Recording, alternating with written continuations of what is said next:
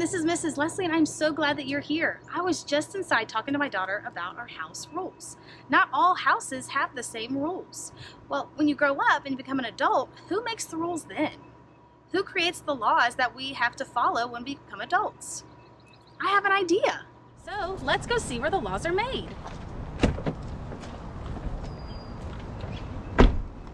See you there.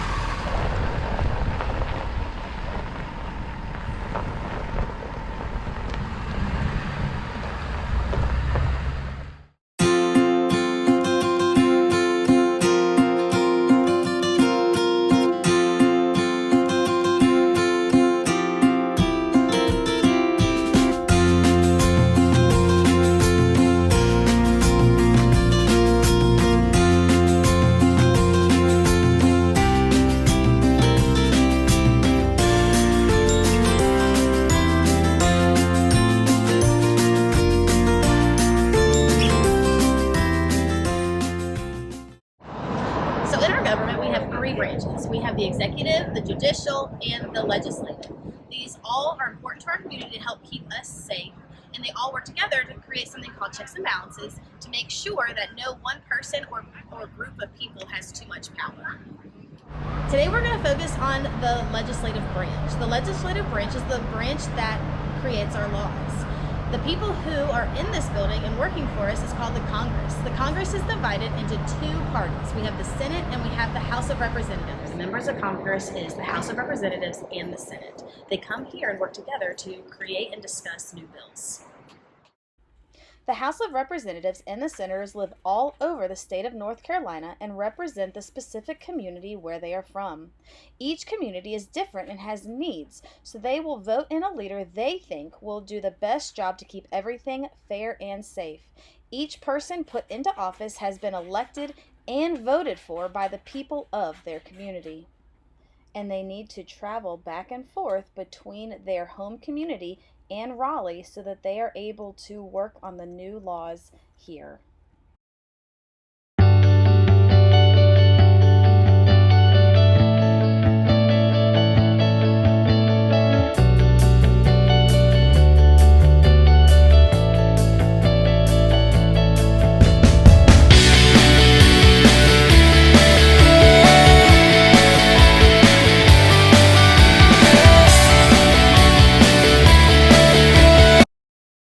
We are lucky to have people fighting for us to make sure that our communities are safe and fair. Fun fact about this staircase is that when the building opened in 1963, the carpet covered every inch of the stairwell. Well, after 2 years of wear and tear, they had to redo the carpet, and now it's only open during special occasions. Also, there is 51 steps. It takes you from the first floor. Once you reach the top of the stairs, you're now standing between the two chambers for the Senate and for the House of Representatives. In the chambers, that is where they will be discussing and voting on bills to create laws. To get a bill, somebody in either the House of Representatives or the Senate will have to have an idea. They will then create a bill stating why this would be a beneficial law for their community. In their party, whether it be the Senate or the House of Representatives, they will discuss the bill that was created and they will vote and see if this is something that they want to create and make a law for. Once your party has agreed and said, yes, this is a good bill, they will pass it to the other party and they will also have time to discuss and to vote on the bill. Once both parties have voted and decided that this is a good bill, they will give it to the governor. The governor has three choices once a bill is given to him. He can either sign it into law, he can do nothing, and in 10 days it'll become law, or he can reject the bill. This is a look inside of the Senate's chambers. This is where they meet to discuss bills and vote. They have only 50 members in our Senate. That is why you will see only 50 seats at these desks. Now this is the chambers for the House of Representatives.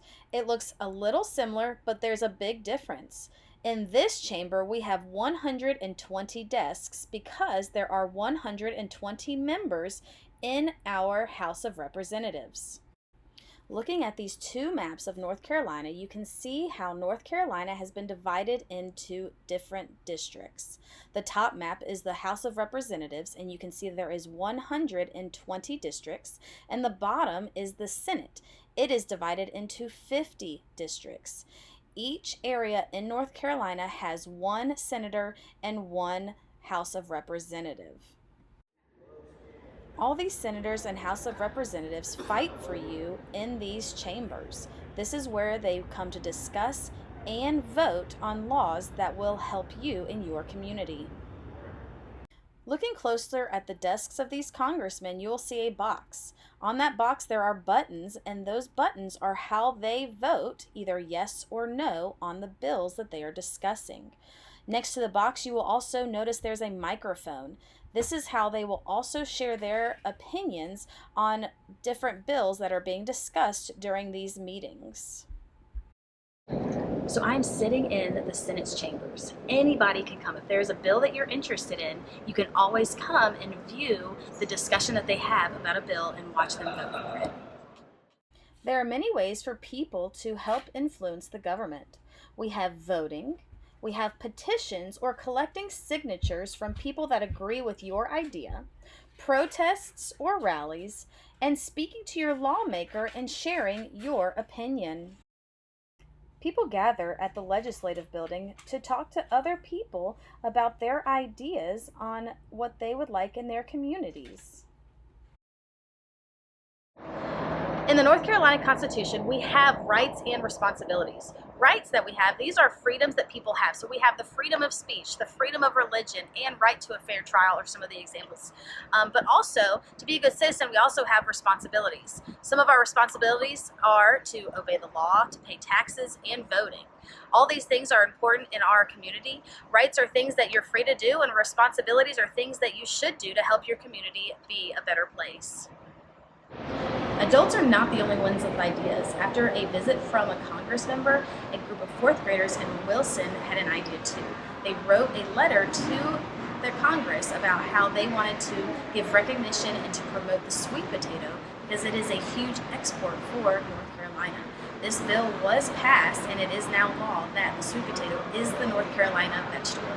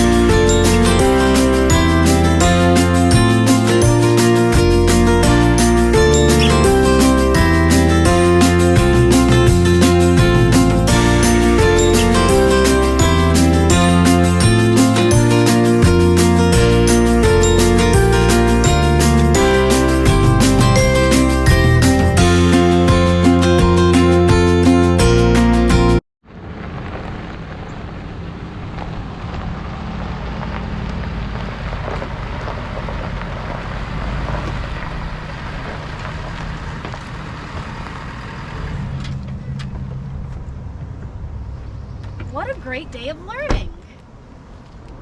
Today we were able to learn the roles of citizens in local and state government. We're able to learn about the roles and their responsibilities, how groups influence government, and the difference between rights and responsibilities in the North Carolina Constitution. Thanks for learning with me today. See you soon! Now let's see what we have learned. Now let's have a group discussion about all the things that you saw and heard today about our government.